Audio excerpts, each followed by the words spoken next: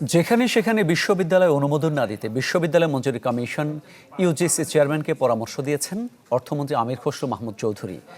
ইউজিসির উদ্যোগে 2 দিনব্যাপী নীতি নির্ধারণী আলোচনা সভায় অর্থমন্ত্রী বলেন, কর্মক্ষেত্রের চাহিদা অনুযায়ী বিষয় নির্ধারণ করতে হবে।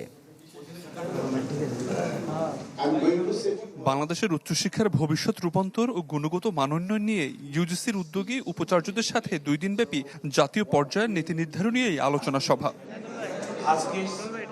এখানে কৃত্রিম বুদ্ধিমত্তার দ্রুত বিকাশ, শ্রমবাজারের চাহিদা এবং বৈশ্বিক প্রতিযোগিতার জন্য তরুণদের কিভাবে তৈরি করা যায় তা নিয়ে আলোচনা করেন অংশগ্রহণকারীরা।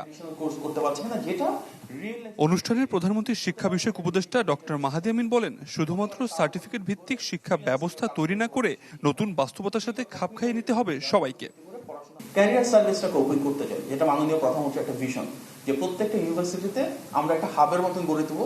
সেখানে ক্যারিয়ার সেন্টার থাকবে, তাদেরকে সিভি কিভাবে তৈরি করতে হয়, ইন্টারভিউ কিভাবে ফেস করতে হয় সেগুলো শেখানো হবে, জব ফেয়ার করা হবে। আমরা সবাই জানি যে রিসার্চ গ্র্যান্ট কম, যার দায় কিছুটা সরকারের উপর এসে পড়ে। মাননীয় প্রধানমন্ত্রীর সাথে শিক্ষা সচিব মহোদয়, মাননীয় মন্ত্রী আমরা কথা বলেছি এবং ইনশাআল্লাহ আগামী অর্থ বছরে আপনারা এখানে সিগনিফিক্যান্ট একটা জাম্প দেখবেন। আমরা রিসার্চ গ্র্যান্ট যথেষ্ট পরিমাণে ইনশাআল্লাহ বাড়বে। বক্তব্য দেন অর্থমন্ত্রী আমির খসরু মাহমুদ চৌধুরীও। যেখানে সেখানে যেন বিশ্ববিদ্যালয় প্রতিষ্ঠা না করা হয় সে বিষয়ে ইউজিসি চেয়ারম্যানকে পরামর্শ দেন তিনি। If you have an university, you have a full-fledged university. Don't bother otherwise. Don't go for opening university here and there everywhere. It's no point. আপনি যখন একটা ইউনিভার্সিটি ইনভেস্ট করবেন, invest well enough so that university delivers. যে purpose university আপনি খুলবেন।